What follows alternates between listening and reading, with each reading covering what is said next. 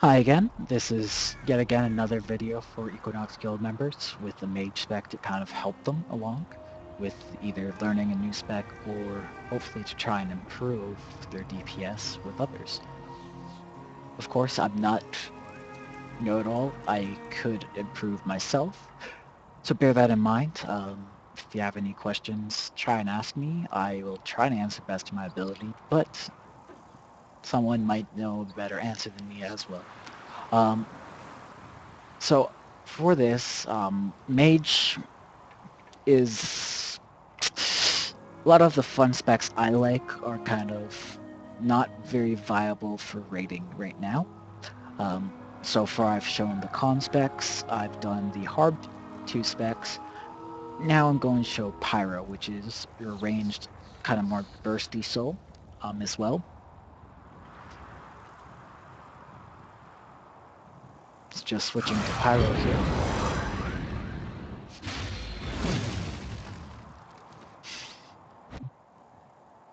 So with Pyro, the build I have is 6 Pyromancer, 3 Harb, and 12 Stormcaller. 3 Harb being 3 in Eldritch Knowledge, Stormcaller being 5 in Storm Energy, 5 in Cyclogenesis, and then 2 in Conductive Medium. And of course 61 Pyro, so you just fill out the whole tree. Other than that is for masteries using Arcana Shield, Proficient Restoration, Mental Connoisseur, Sparking Destruction, and Ethereal Flux. Now, Pyro plays better with the less amount of macros that you have. Um, Before with some players for Equinox, I pretty much just had 2 macros for them, one to spam um, on their normal rotation, kind of just spam it, and then one for their heat wave when they used heat wave. I'm trying now to get away from that. So you should find better DPS if you do move away from that. Of course, if you have trouble and you prefer the macros, play to what's comfortable for you and what's fun for you. As I said, though, you might be able to squeeze out more DPS with less macros you use. I've been told there are players that play Pyro with no macros. Um, so I've been trying to get away from the macros for Pyro myself to limit how many I have. So, of course, I have a macro to cast Firestorm at my target, so I don't have to move my mouse around and place the ground effect. It just casts right at who I have targeted. They're in the center of the Firestorm. Um, with that being said, though, is bigger targets have bigger hitboxes, and so if you target them, your AoE is centered in the middle of their hitbox, where it might not hit other trash that are standing beside the bigger creature. So you might want to target a smaller humanoid than a bigger creature and AoE off the smaller humanoid. With Pyro as well, your Firestorm with your talent actually spreads. Not too sure where it might be. Ah, there it is, Smolder. Your Firestorm spreads your countdown up to 5 other enemies within 7 years um, when it hits an enemy that you have countdown already active on. Um, so your bigger AoE damage would come from actually putting countdown on the ad and then you using Firestorm to spread the countdown. Watching countdown, and then as soon as it goes off, you apply a fresh countdown and then spread it again with Firestorm. Um, Pyro AoE is very weak. Um, that makes it a little bit stronger, but of course, it is more of a sustained, gradual AoE damage than, bursty or more powerful damage. Um, AoE trash specs or stronger AoE specs, of course, is Stormcaller. Dom, I've heard, has pretty spiky AoE DPS. I have not played around with that myself to know for sure. Um, Other than that, I have an interrupt macro. Stop casting, cast at my focus, and really that last line wasn't really needed. If you don't have a focus, it normally just casts on your target. Um, And if you need to have something else focused, I always recommend having Scorched on your bar, so that way you can move it around which one that you actually use depending on the fight. Um, one of the things is, as a cleric tank, I focus Ungalok to see when he's using his Ink Blast to turn the boss around, and then I can't use a focus interrupt macro because I will be trying to interrupt Ungalok instead of the shark. So I switch around my macro to just the normal interrupt, so that way I can interrupt my target instead of interrupting the focus when I have a focused target.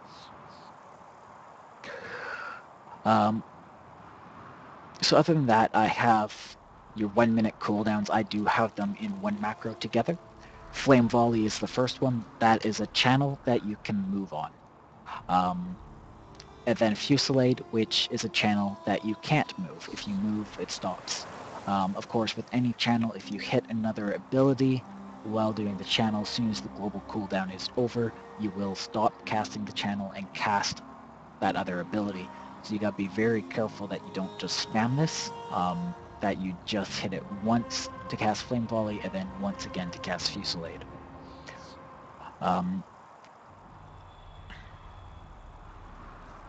So other than that is I have a Searing macro. What this does is it places countdown on the target if countdown's not already on.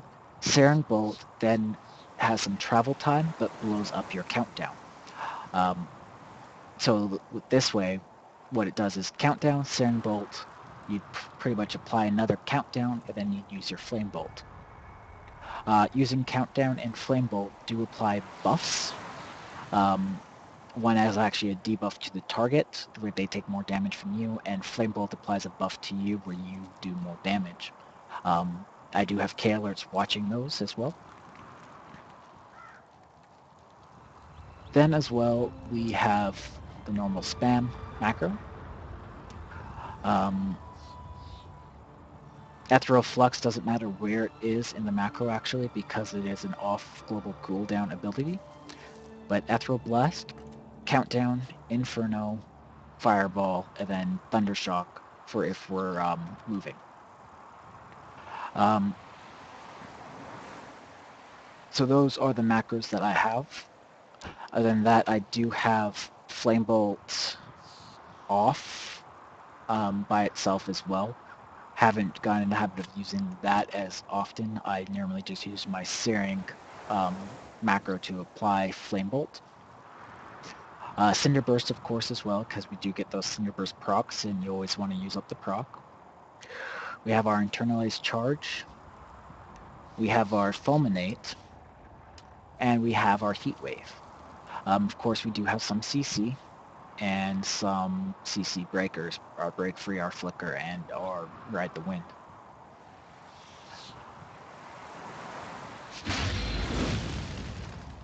Now to just show my K alerts, I do have a few. Just to kind of go over it. This one just makes sure the Ethereal Flux is on our target. Ethereal Flux does have a kind of a cooldown as well, so you can't target switch as fast if you want to use Ethereal Blast. We have our Pyromancer's Fury and our Vengeance. From the PyroCon, if you remember from that, I've watched that video.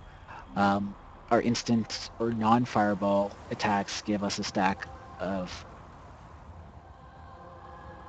I think it's Pyromancer's Vengeance or Fury, whatever this one is, which reduces the cast time of our fireballs.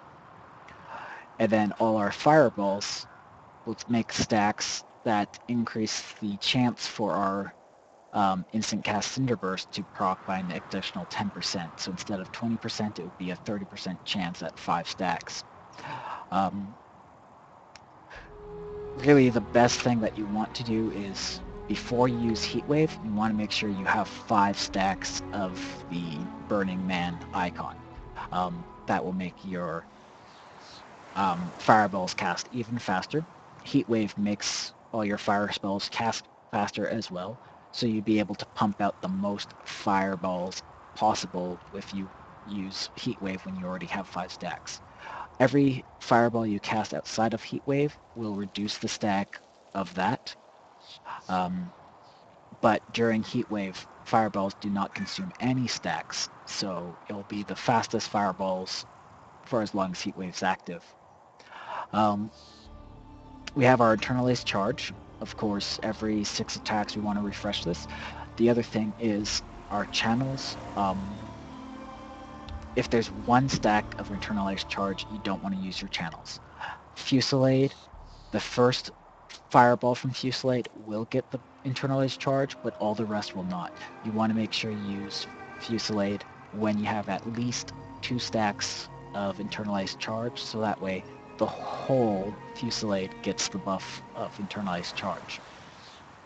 Heatwave K-Alert as well to tell you when Heatwave is active or when it has fallen off. Countdown lets us know our target has a countdown on. This is good to know for when you use Searing Bolt, because Searing Bolt will trigger your countdown. Obviously, if countdown blows up after 8 seconds, it's delayed ability. If you blow up countdown up with a Searing Bolt, but it has 1 second left, you're gimping your DPS. If you blow it up as soon after you apply it, it's damage already done, and then you have a fresh countdown counting down right then and there as well. So that's another way to squeeze out some Pyromancer DPS, is knowing when to use your Searing Bolt. So that's why there is a K alert for countdown. We then have our Jesus icon. This is a debuff to the target where they take more damage from you. This debuff is applied by when you use your countdown. We then have Flame Bolt. Every time we use our Flame Bolt, we do get a buff that increases our damage. The buff goes on ourselves, so if we target swap, we still have the buff, but we still need to debuff with our countdown. That's why countdown is in the spam macros. So really, watching this is really your bread and butter of the spec.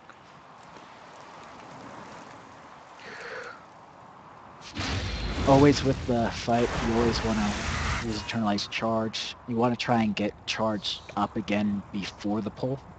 Eternalized Charge does last for 30 seconds, so you do have some time. Other than that, I normally, with the Searing Vitality stacks, I then actually start with the Searing Bolt macro. So that applies countdown, uses Searing Bolt to blow up the countdown, places a countdown again, and then does the improved Flame Bolt. And then I go into my spam macro.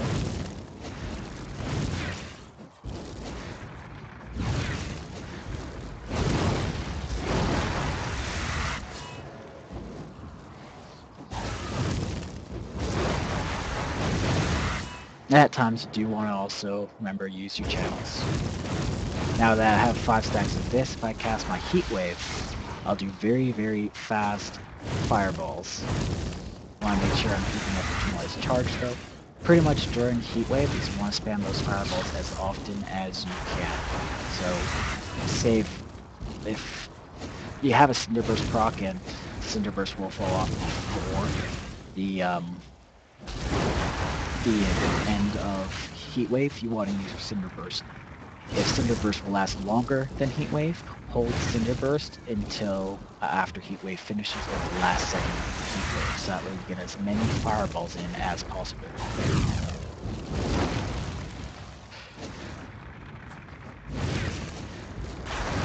As well, you always want to make sure that you use a Cinder Burst when you have Internalized Charge. It does boost your damage the most. As well, I always find that casting Fulminate, if you have a Cinder Burst proc and Fulminate is off cooldown, use Fulminate first and then Cinder Burst. Cinder Burst will give you enough charge to counteract the charge loss of Fulminate. Otherwise, you want to use Fulminate more when you have 4 or more stacks of Eternalized Charge, because your other abilities won't give you as much charge as the Fulminate uses, and so you'll have to use a few more attacks to be able to have enough charge to regain Eternalized Charge. pretty much that is kind of the balancing act between your charge management. It's between Fulminate and Eternalized Charge. Obviously, you want more attacks with Eternalized Charge up instead of using Fulminate and then doing attacks with no Eternalized Charge.